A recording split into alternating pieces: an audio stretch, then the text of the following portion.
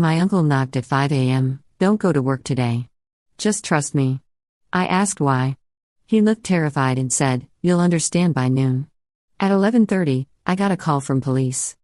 The knocking started soft, then grew urgent. I stumbled out of bed, heart racing from the sudden wake-up.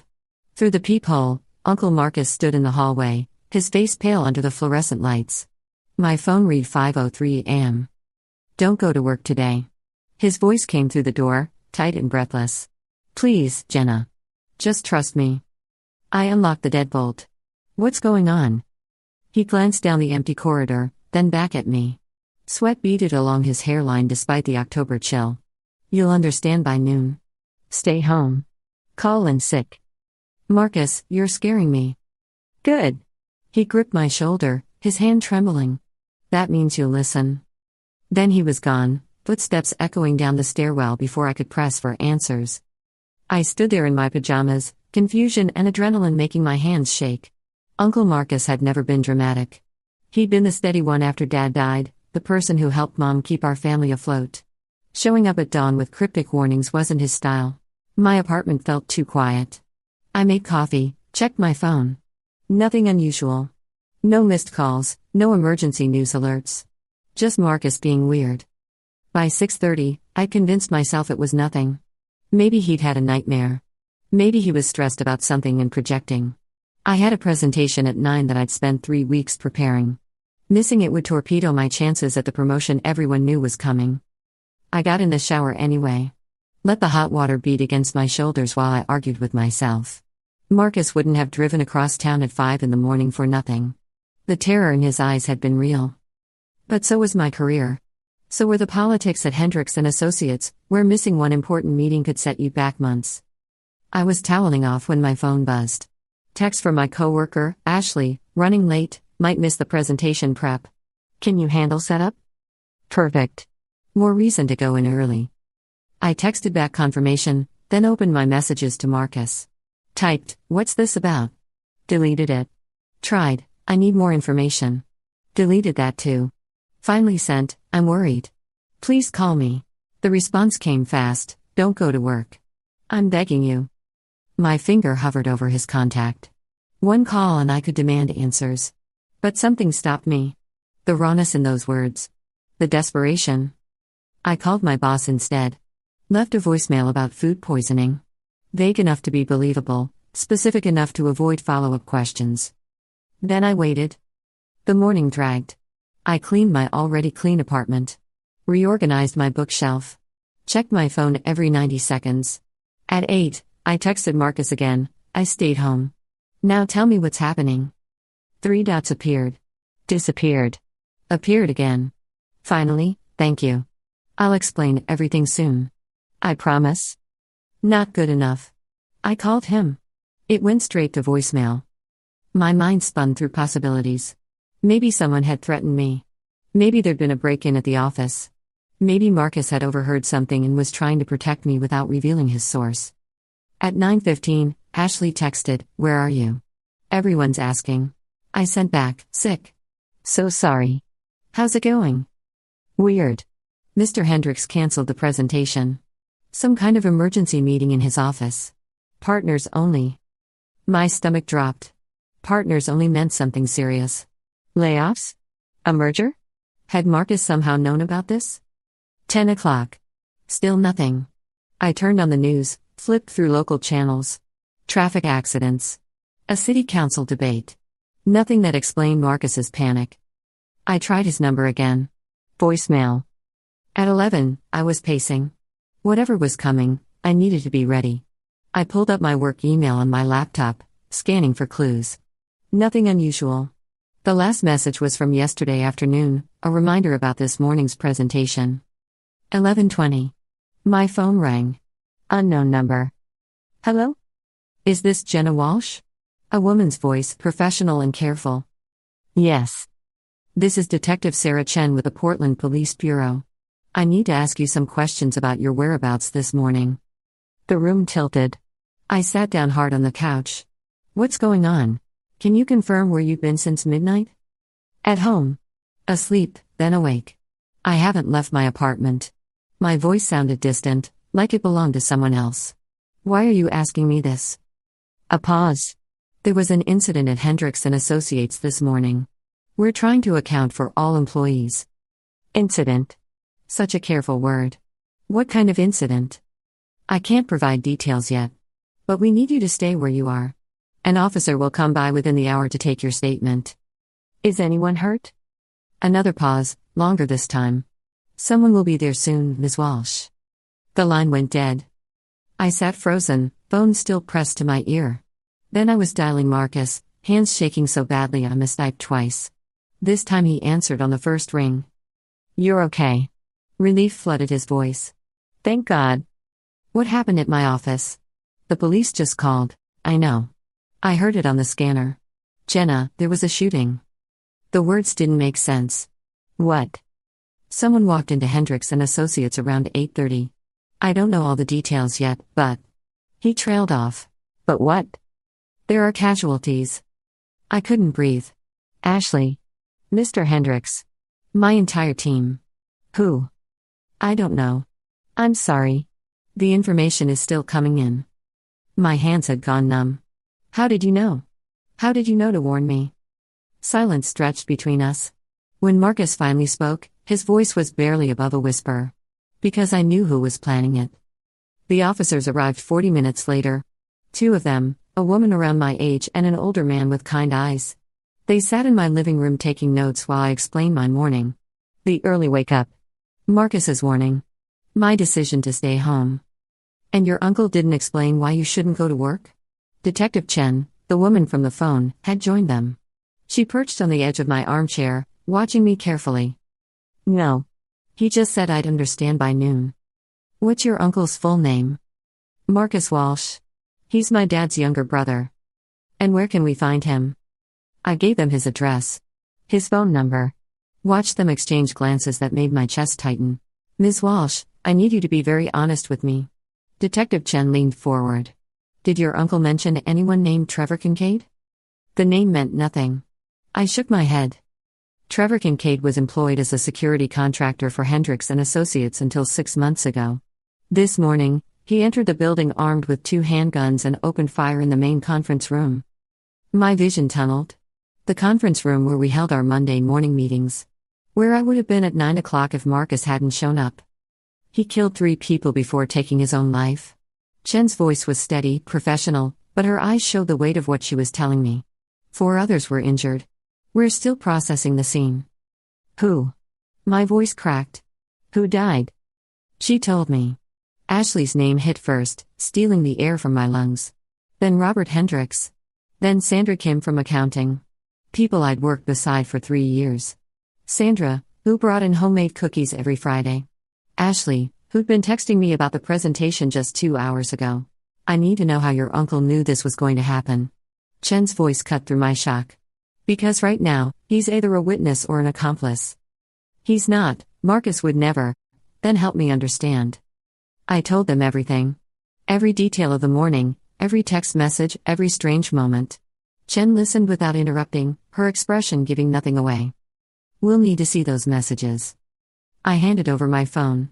Watched her scroll through the conversation, lips pressed thin. Your uncle is former military, correct? Army? 2 tours overseas. But that was years ago. And his current employment? He works security. Corporate buildings, mostly. Why? Chen stood. Because Trevor Kincaid worked with your uncle at Sentinel Security Solutions. They were on the same shift rotation for 18 months. They left around 1, taking my phone as evidence. Gave me a card with case numbers and victim support resources. Told me not to leave town. I sat in the silence after they'd gone, trying to make my brain process what I'd learned. Marcus had known. He'd worked with the shooter. He'd saved my life without warning anyone else. 3 people were dead. 4 injured. And I was sitting in my apartment unscathed because my uncle had given me a cryptic warning at 5 in the morning.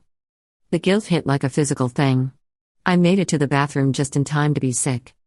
When I could stand again, I splashed water on my face and stared at my reflection. Same brown eyes, same freckles across my nose, but the person looking back felt like a stranger. Someone who'd been spared while her coworkers died. I needed to talk to Marcus. Needed to understand how he'd known. The police had my phone, but I had my laptop.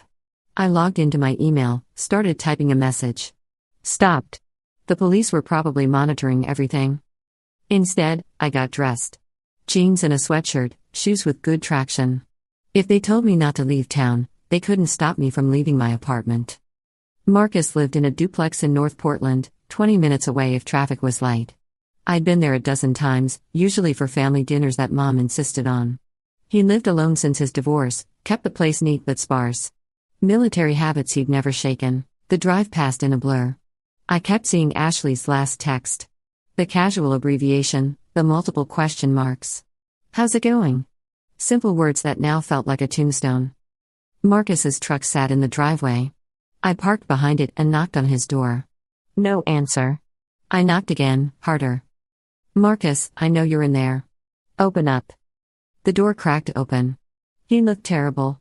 Red-rimmed eyes, hair standing up like he'd been running his hands through it. You shouldn't be here. 3 people are dead. I know. The police think you might have been involved. I know that too. He opened the door wider. Come in. But we need to make this fast. His living room looked the same as always. Clean lines, minimal furniture, everything in its place. But the coffee table was covered in papers. Printouts of news articles. Handwritten notes. Photographs. Sit down. He gestured to the couch. I need to tell you something, and you're not going to like it. I sat. Picked up one of the photos. A man I didn't recognize, maybe 35, with hollow eyes and a tight smile. Is this Trevor Kincaid? Yes. Marcus sat across from me, elbows on his knees. We worked together for almost 2 years. Good guy. Or I thought he was. Showed up on time, did his job, didn't complain. So what happened? He got fired. Hendricks and Associates claimed he falsified his background check. Said he'd lied about a dishonorable discharge. Marcus picked up one of the articles. Trevor said it was a mistake, that he'd been honorably discharged and could prove it. But corporate didn't care. They terminated his contract and blacklisted him from working security in the city. That's why he did this? The thought made me sick. Because he lost his job? It went deeper than that. Marcus pulled out another document. An email chain. Trevor tried to fight it. Hired a lawyer, filed complaints. Then he found something. I leaned forward to read. The emails were between Robert Hendricks and someone named Christine Valdez, Director of Human Resources. They detailed a pattern of contract terminations, all security personnel from Sentinel Solutions. All with similar claims about falsified records. They were lying. Marcus's voice had gone flat. Trevor was the 7th contractor they'd fired in 18 months. Each time, they'd make up a reason. Dishonorable discharge, failed drug test, criminal record. None of it was true. Why would they do that? Because Sentinel charged premium rates. Hendricks wanted to bring security in-house, save money. But they had a contract. So they found a way to break it. Claimed the contractors were unqualified. Made sure none of them could work in the industry again. I felt sick. And Trevor figured it out. He spent months gathering evidence. Talked to the other guys who'd been fired. Found documents showing the background checks were fabricated. He had enough to sue. Marcus met my eyes. Then his lawyer dropped him. Said the case wasn't worth pursuing. Someone paid the lawyer off. That's what Trevor believed. He spiraled after that. Lost his apartment. His girlfriend left. I tried to help, gave him money, let him stay here for a while. But he got paranoid. Started talking about revenge. You should have reported him. To who? Marcus's laugh was bitter. The police? And tell them what? My friend is angry at his former employer? They wouldn't have done anything until it was too late. So instead you just warned me. Let everyone else walk into a death trap. He flinched like I'd hit him. I didn't know for sure. I thought, I hoped, I was wrong. But last night, Trevor called me. Said he was going to make them pay. I tried to talk him down, but he wouldn't listen. Hung up on me. And you still didn't call the police. I did. His voice cracked. I called at midnight. Told them everything. They said they'd send someone to check on Trevor, do a wellness check. But it wasn't enough. By the time they got there, he was already gone. I stared at the papers scattered across the table. Evidence of corporate corruption. A man pushed past his breaking point. Tragedy that could have been prevented if anyone had listened. The police took my phone, I said. Did they take yours? Not yet. But they will. He stood, moved to the window. I'm going to be charged with something. Maybe accessory. Maybe just failure to report. Either way, my life is over. You saved my life. And I let 3 other people die. He turned back to me, eyes wet. I chose you, Jenna. I made a choice about whose life mattered more. How am I supposed to live with that? I left Marcus's house with more questions than answers. The drive home felt longer, traffic thick with afternoon rush. My mind kept circling back to those emails. The pattern of terminations. The calculated cruelty of it. Robert Hendricks had destroyed 7 lives to save money. He built a case on fabricated evidence, ruined careers, crushed futures. And Trevor Kincaid had snapped under the weight of it. But Ashley and Sandra had nothing to do with any of it. They'd just been in the wrong room at the wrong time. Back at my apartment, I found a message on my landline. Detective Chen, asking me to come to the station tomorrow for a follow-up interview. Her voice was still professional, but there was an edge to it now. They were building a case against Marcus. I couldn't let that happen. Not when the real villain in this story was already dead. The problem was evidence. Marcus had showed me emails, but he couldn't take them to the police without implicating Trevor and himself in a conspiracy theory that would sound like justification for murder. The courts didn't care why someone snapped. They only cared about body counts. Unless I could prove it wasn't just theory. I spent the evening rebuilding my digital life without my phone. Logged into accounts, changed passwords, set up temporary 2-factor authentication. Then I started digging. Hendricks & Associates was a mid-sized consulting firm, 50 employees, contracts with major corporations throughout the Pacific Northwest. Their website showed the usual corporate polish. Mission statements about integrity and excellence. Photos of smiling team members. Robert Hendricks had founded the company 12 years ago. Before that, he'd worked at a larger firm that had gone under during the financial crisis. Built his reputation on being ruthlessly efficient. I pulled up news articles about the shooting. The story was everywhere. Local news had sent helicopters. National outlets had picked it up. Workplace violence. Disgruntled former employee. The narrative was already set. None of the articles mentioned the fraudulent terminations. Why would they? The police probably didn't even know about it yet. I needed someone who understood corporate law. Someone who could tell me if what Hendricks had done was actually illegal or just deeply unethical. Someone I could trust. My mind went to Professor Catherine Winters, who'd taught my business law course in college. She'd been sharp and no nonsense, the kind of person who could smell manipulation from 3 states away. I kept in touch loosely, sending occasional emails, getting career advice. I found her faculty page at Portland State University. Email address listed right there. I started typing. Professor Winters, I hope you remember me. I'm writing because I need legal advice about something that's happened. 3 people were killed at my workplace today, and I think the shooting might be connected to corporate fraud. I know this sounds strange, but I have documents that might prove it. Would you be willing to meet? I hit send before I could second-guess myself. Then I went to bed and didn't sleep. Professor Winters called the next morning. Jenna. I saw the news about Hendricks & Associates. Are you all right? I wasn't there. My uncle warned me to stay home. A pause. Your uncle knew about the shooting? It's complicated. Can we meet? I need to show you something. We met at a coffee shop near campus, far enough from downtown that I didn't worry about running into coworkers. Professor Winters looked exactly the same. Silver hair cut sharp, reading glasses on a chain, eyes that missed nothing. I laid out the documents Marcus had given me. The emails. The pattern of terminations. The evidence Trevor had gathered before his lawyer abandoned him. She read in silence, occasionally making notes. When she finished, she sat back and took off her glasses. This is compelling. Is it illegal? Falsifying background checks? Absolutely. Fraud, potentially defamation, definitely breach of contract. If you could prove Hendricks paid off the lawyer, that's witness tampering. She tapped the papers. The problem is chain of custody. Where did these come from? Trevor Kincaid. The shooter. He gave them to my uncle, who is now a person of interest in the investigation. He tried to stop it. He called the police. But he didn't prevent it. Professor Winters' voice was gentle but firm. Jenna, I understand what you're trying to do. But this doesn't change what happened.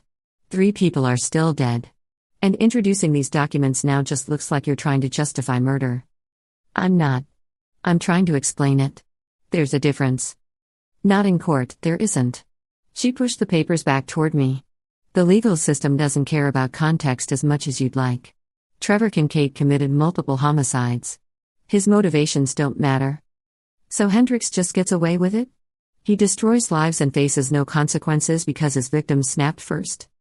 I didn't say that. She pulled out a legal pad. But if you want justice, you need to be smart about this.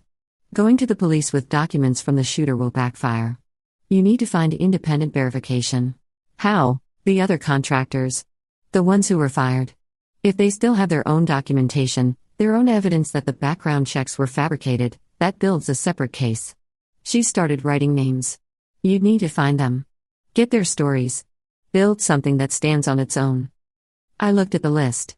7 names. 7 men whose careers had been destroyed. 7 potential witnesses. And if I do that?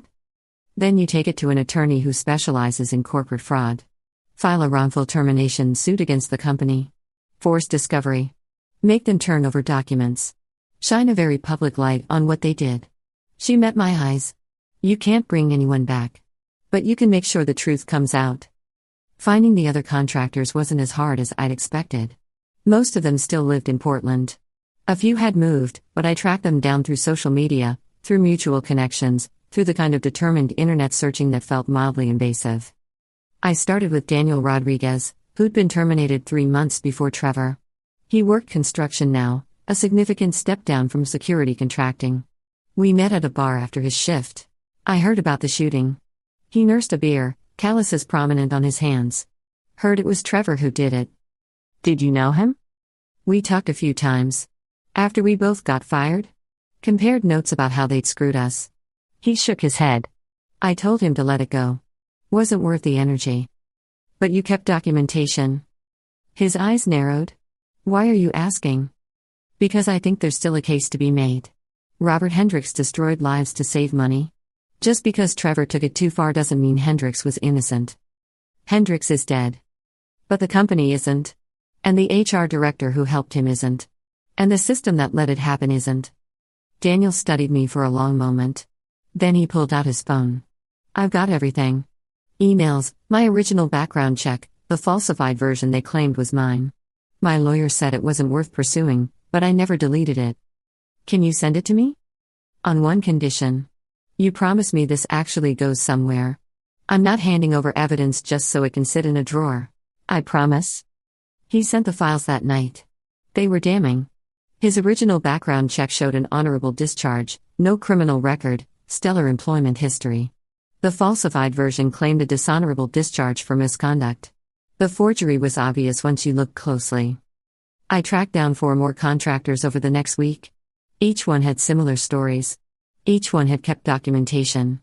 Each one had been told by lawyers or police that it wasn't worth pursuing.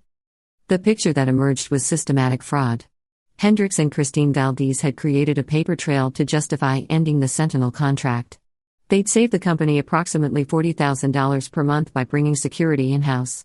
Over 18 months, that was more than $700,000. $700,000. 7 destroyed careers. 3 deaths. The math made me sick. On Friday, I compiled everything into a folder. Organized it chronologically. Added statements from each contractor. Included Trevor's original evidence alongside the independent verification. Then I called the attorney Professor Winters had recommended. Margaret Chen, no relation to the detective, was a partner at a firm that specialized in employment law. Her office overlooked the river, all glass and steel and aggressive competence. Ms. Walsh. She shook my hand. Professor Winters said you had something interesting. I laid out the evidence. She read through it with the same careful attention Professor Winters had shown, but where my professor had been sympathetic, Margaret was calculating. I could almost see her adding up billable hours. This is solid. She closed the folder. Fraud, defamation, breach of contract. The company is liable even though Hendricks is deceased. The question is whether we can find anyone willing to be the plaintiff. What about the contractors? They'd be ideal. But I need someone who's willing to have their name on this.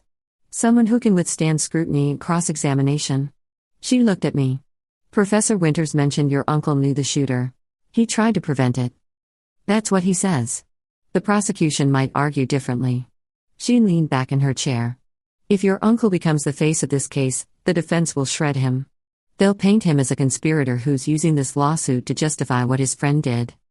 So we don't use Marcus. Exactly. We use someone with cleaner hands. Someone who has nothing to gain from the deaths. She smiled slightly. Someone like Daniel Rodriguez, who just wants his reputation restored. I called Daniel that afternoon. Explained what Margaret was proposing. A wrongful termination suit against Hendricks and Associates, with him as the lead plaintiff. 5 other contractors joining as co-plaintiffs. A case that would force discovery, depositions, public testimony. And you think we can win? His voice was skeptical. Margaret thinks it's strong. But it'll be ugly. They'll try to drag you through the mud. Claim you're exploiting a tragedy for money. Let them try. His voice hardened. Trevor went too far. But he wasn't wrong about what they did to us. If this helps make that clear, I'm in. The lawsuit was filed 3 weeks after the shooting. It made local news, though not the headlines. Most of the media attention was still focused on the criminal investigation, on Marcus's role, on debates about workplace violence. But Margaret was good at her job. She scheduled press conferences. Got quotes in business publications. Framed it as a case about corporate accountability, not about justifying violence. The response from Hendricks and Associates was predictable. Denial, deflection, claims that the allegations were baseless. Christine Valdez issued a statement expressing shock that anyone would exploit such a tragedy. Then the discovery process began. Margaret's team subpoenaed everything. Background check records, email correspondences, financial documents, internal memos. The company fought back, claiming attorney-client privilege, arguing that the requests were overly broad. The judge disagreed. 3 months after the shooting, I sat in a conference room and watched Margaret present her case. The evidence was overwhelming. Emails between Hendricks and Valdez discussing how to solve the Sentinel problem. Spreadsheets showing cost savings from the fraudulent terminations.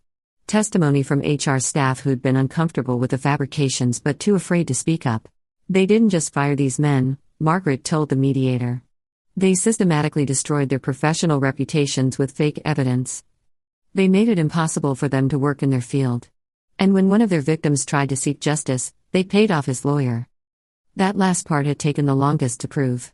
But we found him. The attorney Trevor had hired. He'd received a $50,000 consulting contract from a shell company connected to Hendricks 3 days after dropping Trevor's case. My clients want their reputations restored. They want compensation for lost wages and emotional distress.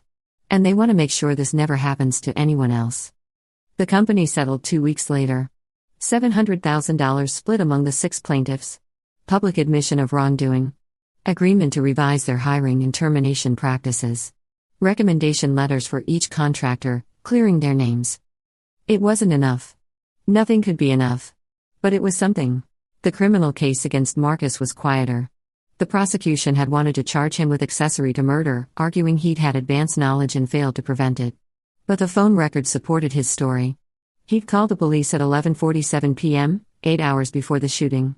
He'd provided Trevor's address, his vehicle description, a summary of his threats. The responding officer had classified it as a low-priority mental health check. By the time anyone followed up, Trevor was already in motion. Marcus pleaded guilty to a misdemeanor charge of failing to report a credible threat. 6 months probation.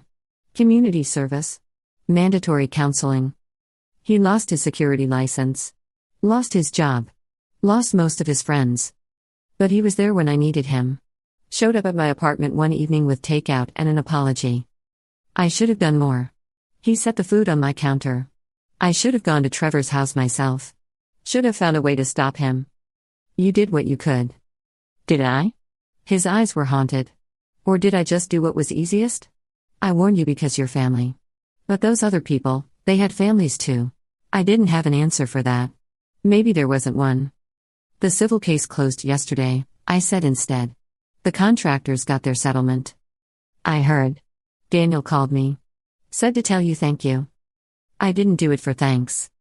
I know. He pulled out plates. You did it because somebody had to. We ate in silence for a while. Chinese food from the place Dad used to take us when we were kids. Familiar taste that felt like comfort. I'm thinking about leaving Portland, Marcus said eventually. Starting over somewhere else. Too many memories here. Where would you go? Somewhere quiet. Maybe Montana. Maybe Alaska. Somewhere I can't hurt anyone else. You didn't hurt anyone, Marcus. Didn't I? He met my eyes. 3 people are dead. I had a chance to prevent it, and I chose to save one person instead. That's a hurt that doesn't go away. The company went under 8 months after the settlement. Turns out, destroying your reputation and admitting to systematic fraud doesn't inspire client confidence. The few remaining partners tried to rebrand, but it didn't work. Hendricks and Associates officially dissolved in June. Christine Valdez was fired during the lawsuit. Last I heard, she was working administrative jobs under a different name. No one in HR would touch her with her real credentials. The contractors moved on.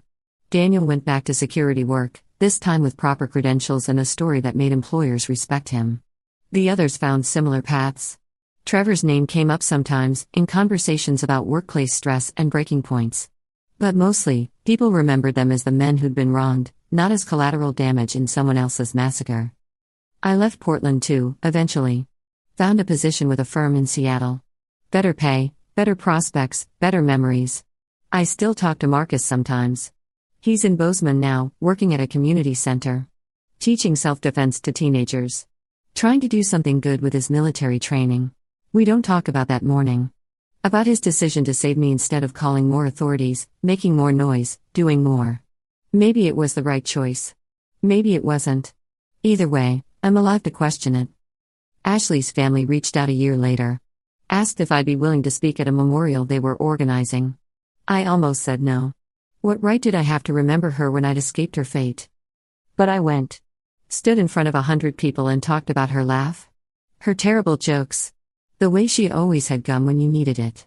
Small things that mattered. Sandra's family was there too. And Robert Hendricks' widow. She looked smaller than I remembered, grief having hollowed her out. I wondered if she knew what her husband had done. If it would matter. Probably not. The dead don't defend themselves. They just leave holes that the living try to fill with meaning. I think about Trevor sometimes. About what might have happened if someone had listened when he first raised concerns. If his lawyer hadn't been bought. If the police had prioritized Marcus's warning differently. If the system had worked the way it was supposed to. But systems are built by people. And people make choices. Robert Hendricks chose profit over integrity. Christine Valdez chose complicity over conscience. Trevor's lawyer chose money over justice. Marcus chose me over everyone else. Each choice seemed reasonable at the time. Each one made sense in isolation. But put them together and you get a conference room full of bodies, a security contractor with a destroyed life, and a woman who wakes up sometimes at 5 a.m., heart racing, wondering if she deserves to be alive. The answer is probably that none of us deserves anything. We just get what we get, and we try to make something worthwhile from it. I took the settlement money, my share came to nearly $90,000 after legal fees, and started a foundation. Small scale, mostly local. Helps people who've been wrongfully terminated fight back. Connects them with pro bono lawyers. Provides financial support during the process. Named it the Ashley Foundation. Seemed right. Marcus contributes too. Sends money when he can. Volunteers when he's in town. We're trying, in our own broken way, to build something good from something terrible. It doesn't fix anything. Doesn't bring anyone back. Doesn't erase the fact that I'm here and they're not. But it's something. And sometimes, something is all you get. I drive past the old office building occasionally. There's a different company there now. New sign, new security, new people who don't know what happened in that conference room. Life moves forward. It always does. But every October 31st, I think about that knock on my door. About Marcus standing in the hallway, terrified and desperate. About the choice he made and the ones I made after. The therapy started 6 months after the shooting. I'd resisted at first, thinking I didn't need it. After all, I hadn't been there. Hadn't seen the blood or heard the gunshots. Survivor's guilt felt like an indulgence when I hadn't actually survived anything. Dr. Patricia Monroe disagreed. You survived the knowledge, she said during our first session. You survived being chosen. That comes with its own trauma. She was right, though it took months for me to admit it. The nightmares started small. Dreams where I'd go to work despite Marcus's warning, arriving just in time to see Trevor walk through the door. Dreams where I had to choose which co-worker lived. Dreams where Marcus never knocked, and I woke up to discover I'd slept through my own death. Guilt is a strange thing, Dr. Monroe told me.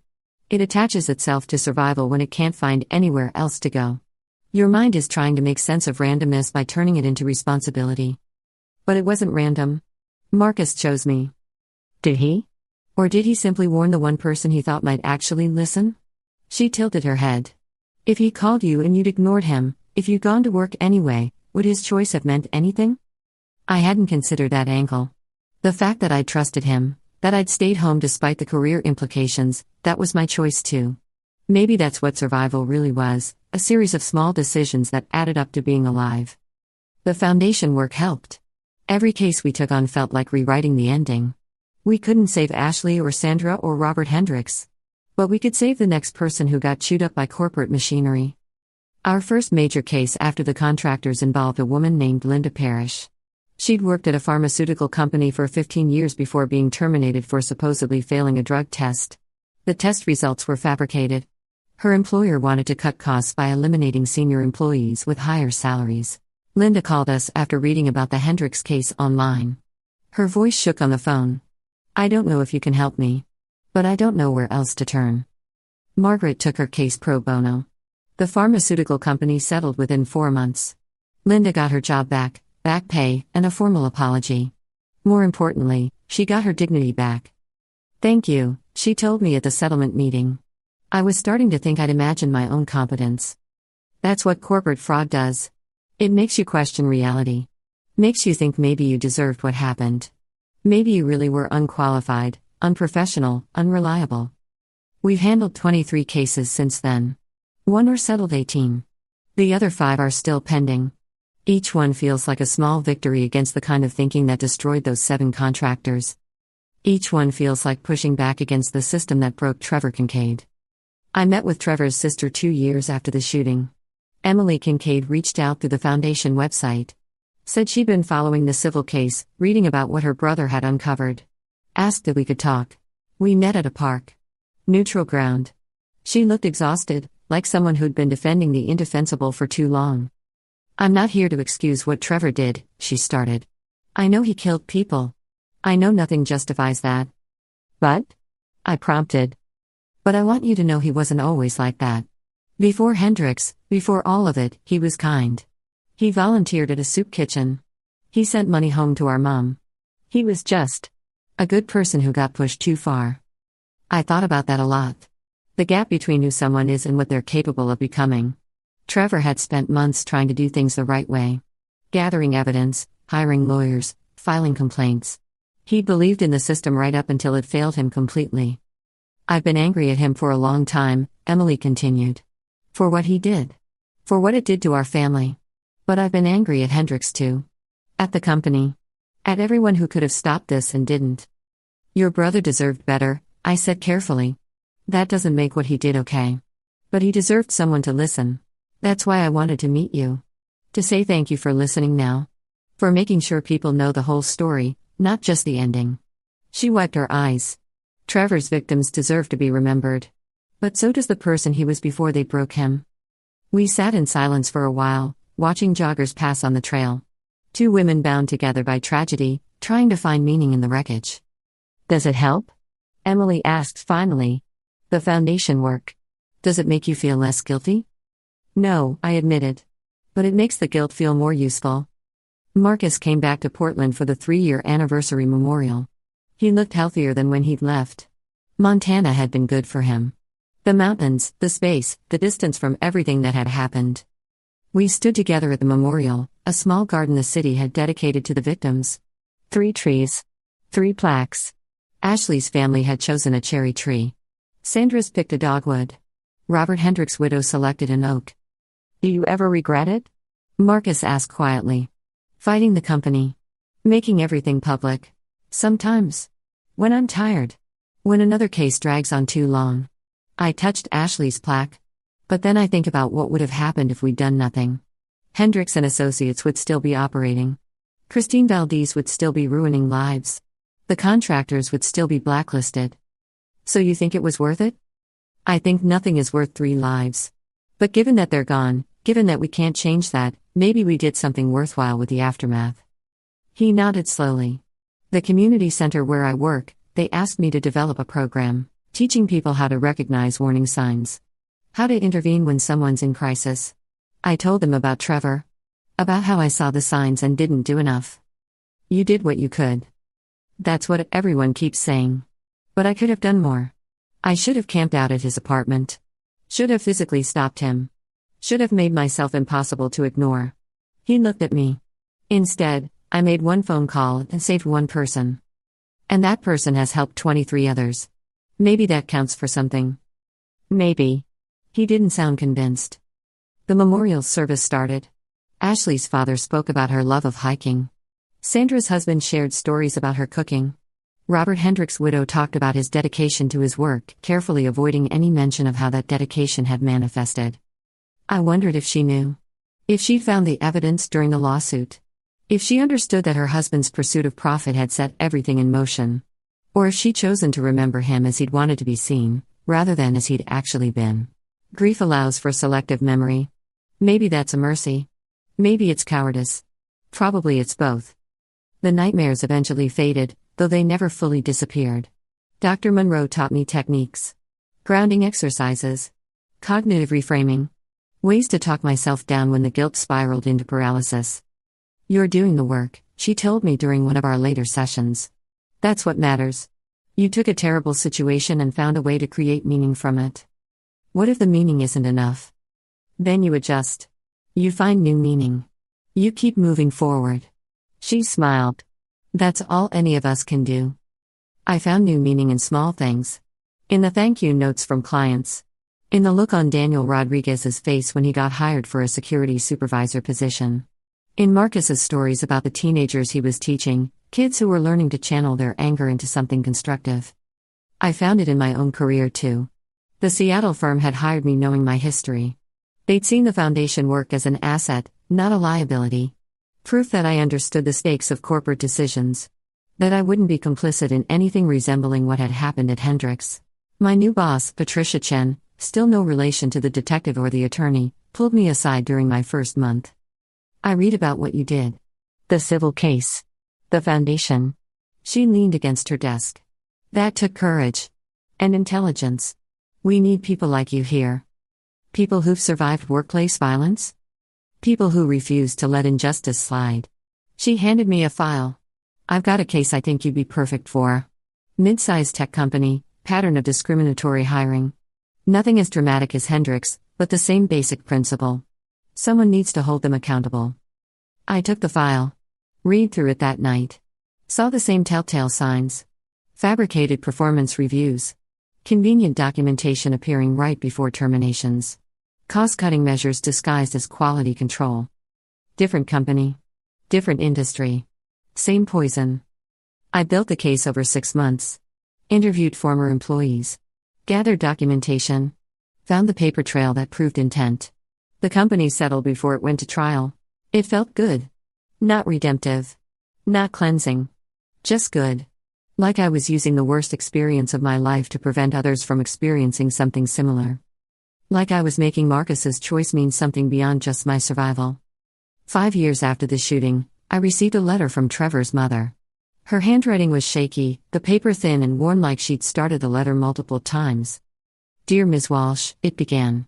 I hope this letter finds you well. My name is Margaret Kincaid. I'm Trevor's mother. I wanted to write to you for a long time, but I didn't know what to say. I know my son killed people. I know he hurt families. I know there is no excuse for what he did. But I also know he was in pain. I know he tried to get help. I know the system failed him. I'm not asking for forgiveness. I don't think I have the right. But I wanted you to know that I think about those families every day. I pray for them. I wish my son had made different choices. I also wanted to thank you for telling his whole story. For showing people he wasn't just a monster. He was a person who broke. And maybe if we understand how he broke, we can stop it from happening again. Thank you for that. Thank you for caring about the truth, even when it was complicated. Sincerely, Margaret Kincaid. I read the letter 3 times. Then I wrote back. Dear Mrs. Kincaid, I began. Thank you for writing. I can't imagine how difficult these years have been for you. You're right that your son broke. The system broke him. And while that doesn't excuse what he did, it does help explain it. I hope the work we're doing prevents others from reaching that same breaking point. I hope you can find peace. Not forgiveness, because that's not mine to give. But peace with the complexity of loving someone who did something unforgivable. Your son was more than the worst thing he did. I hope you can remember that. With sympathy, Jenna Walsh. I sent the letter and never heard back. Maybe she didn't need a response. Maybe she just needed to know someone had heard her. 3 people died. 7 careers were destroyed. 1 man broke under pressure. Another man chose his niece over strangers. And I'm left trying to figure out what justice looks like when everyone is guilty and innocent at the same time. When the villain dies before facing consequences. When the hero saves you by letting others perish. When the system fails so completely that violence becomes someone's only perceived option. There are no clean answers. Just complicated people making complicated choices in a complicated world. I survived. That's not nothing. But it's not everything either. It's just what happened. And now I have to live with it. We all do. The foundation continues. The cases keep coming. People keep getting chewed up by systems that value profit over humanity. And we keep fighting back, one case at a time, trying to make the world slightly less cruel. Marcus still sends money. Still volunteers. Still carries the weight of his choice. We talk on the phone sometimes, usually late at night when the guilt gets too heavy for either of us to carry alone. Do you think we're doing enough? He asked during our last call. I think we're doing what we can, I told him. That's all anyone can ask. Is it though? Is it really? I didn't have an answer. I still don't. Maybe there isn't one. Maybe we just keep moving forward, carrying our complicated truths, trying to build something decent from something terrible.